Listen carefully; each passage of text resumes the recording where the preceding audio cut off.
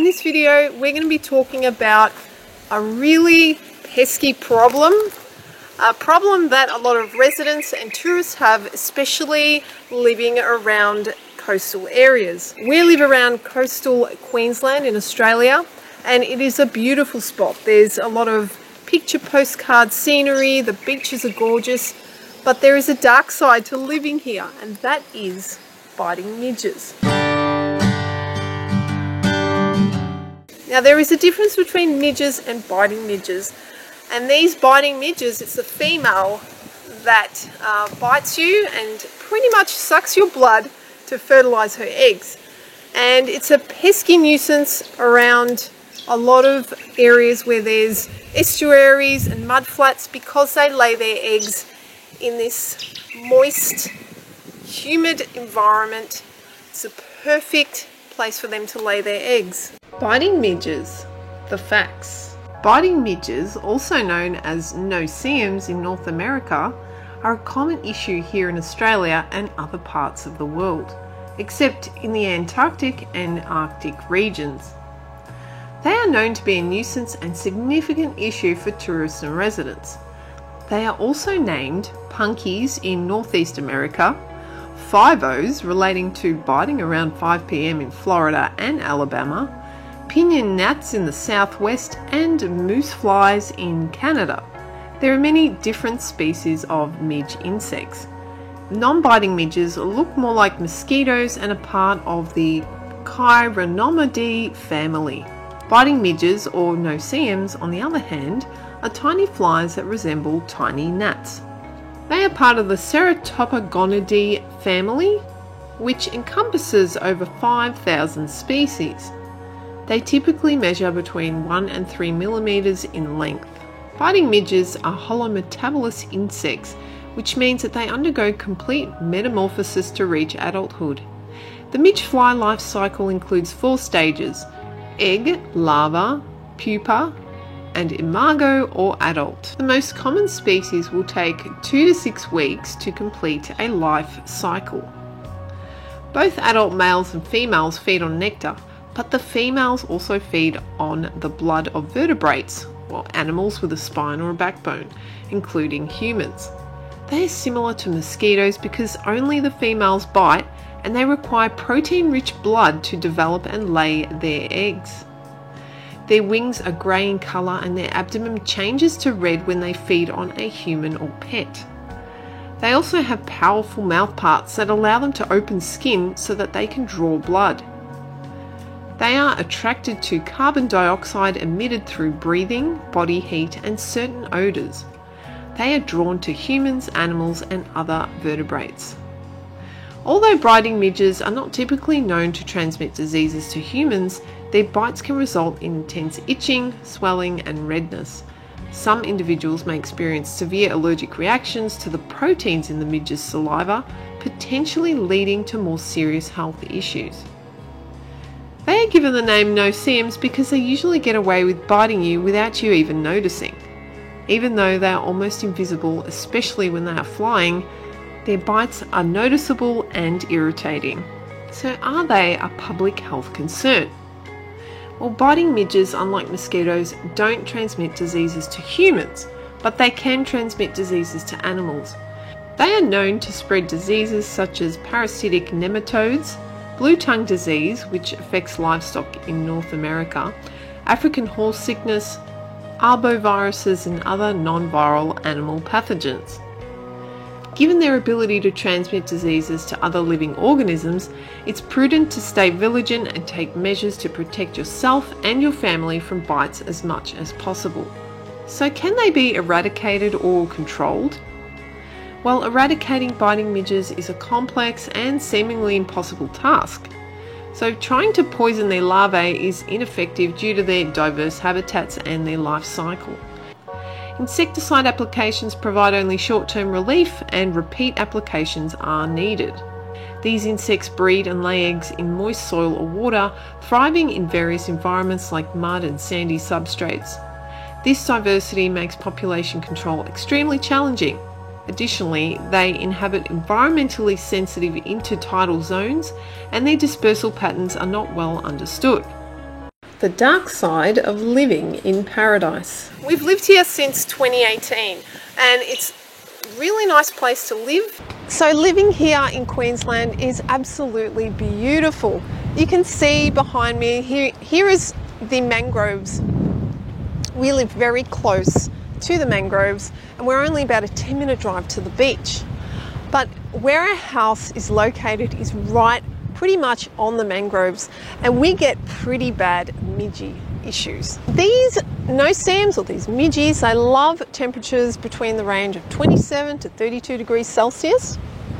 So they love the humidity, they love the warm weather, and the things that they don't like are full sun and they also don't like wind.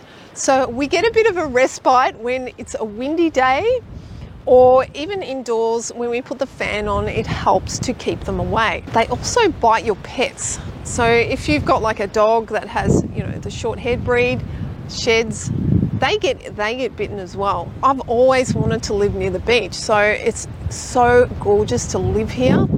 It really is like picture postcard.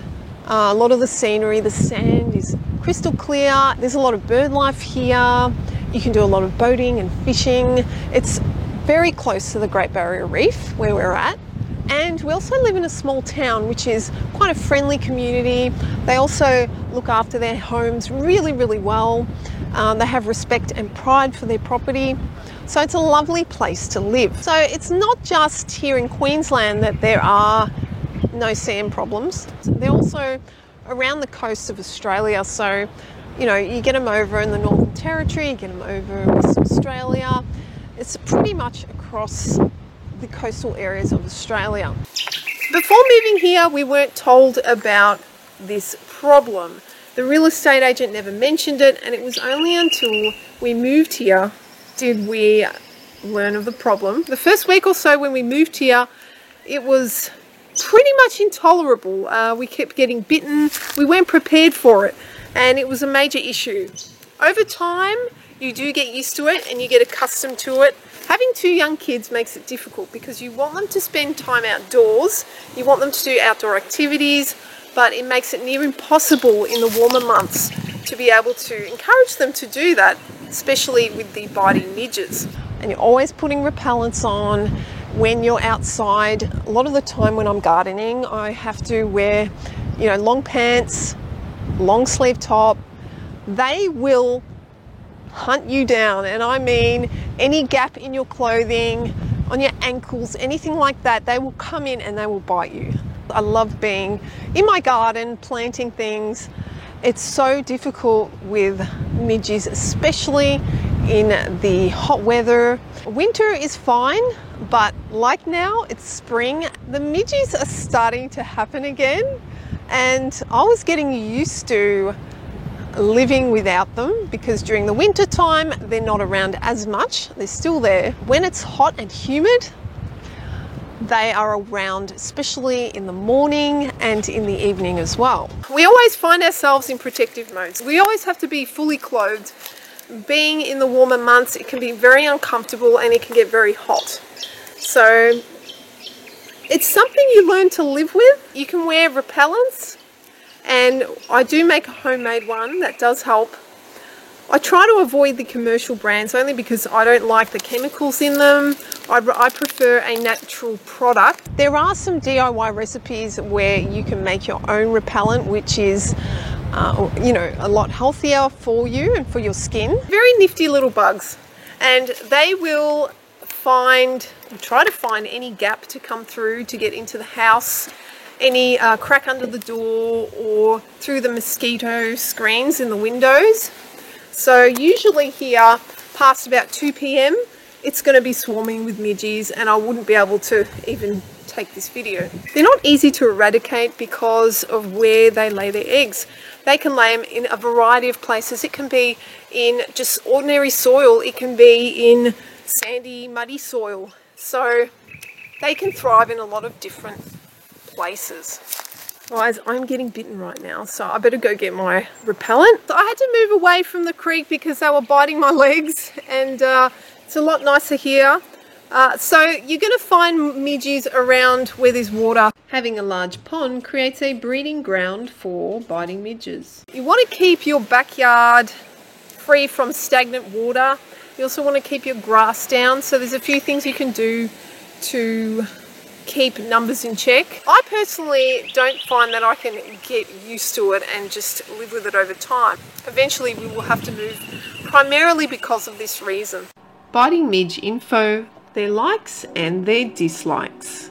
They can travel 2 to 5 kilometres from their original site. A species of biting midge in the southwestern United States has been reported to travel up to 15 kilometres within 24 hours. They like humid, warm and overcast conditions with minimal air movement.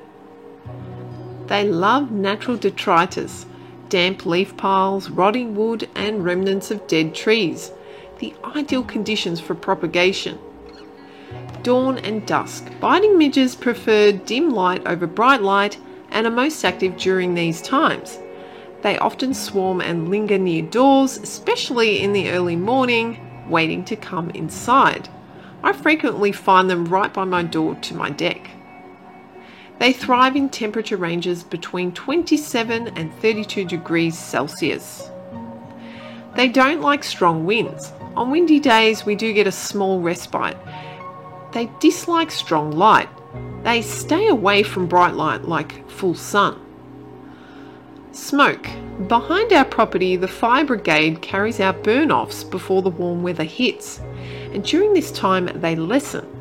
I've also found that they reduce when you burn incense or mosquito coils. Okay, so here are some tips to stay protected. You want to be running fans inside your house.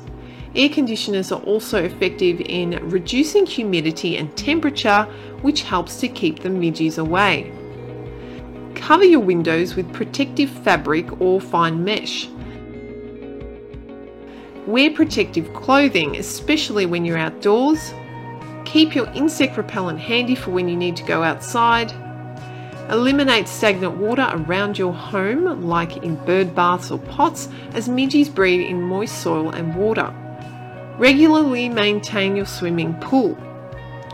Trim your lawn regularly, since midges like to hide in tall grass and weeds. Stay inside with your kids and pets during dawn and dusk. These are the peak times for the biting midges. Avoid watering your garden during these times to reduce attracting them. Opt for yellow bulbs for outdoor lighting, as midges are less attracted to yellow than white or blue light. Burn mosquito coils to reduce their numbers. Incense can also be effective. And use citronella candles to help keep midges at bay. Tips for aftercare. In general, midge bites should last around 24 to 48 hours, depending on your sensitivity. It's important to resist the urge to scratch, as this can lead to infection and prolong the healing process. I've experienced this myself many times initially. Instead, it's better to gently wipe your skin with your hand to remove the midge and reduce some of the irritation after being bitten. Here are some natural tips to soothe the itch and disinfect midge bites. You want to be washing the bites with warm soapy water. Disinfect with diluted hydrogen peroxide. You can mix equal parts water and peroxide and wash off after 2 minutes. You can apply an ice pack or rub an ice cube around the affected area to soothe itchiness. Try colloidal silver to disinfect the area. You can also check out my posts and videos on colloidal silver and the generator I use to make my own at home. Use aloe vera gel on the affected areas. Learn more about aloe vera and its uses in my informational post and video.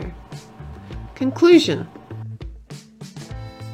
Biting midges can be a persistent nuisance for both residents and tourists. Living with them requires some know-how and taking protective measures to avoid bites and reduce their population. Making your own natural repellents is a good idea, especially when you need to use them frequently. If living or travelling in an area with biting midges is a concern for you, always do your due diligence before buying property or planning a trip. Share any tips or your experiences below and let us know if you have a good DIY repellent recipe that works well for you. Alright guys, so if you found this informative and helpful, Don't forget to like and subscribe. Let me know how your no-seam experience has been. If you've had troubles also when you've bought property and you didn't know that they were in the area. Thank you for watching, and I'll see you in the next video. Have a great day, and that's Helen out.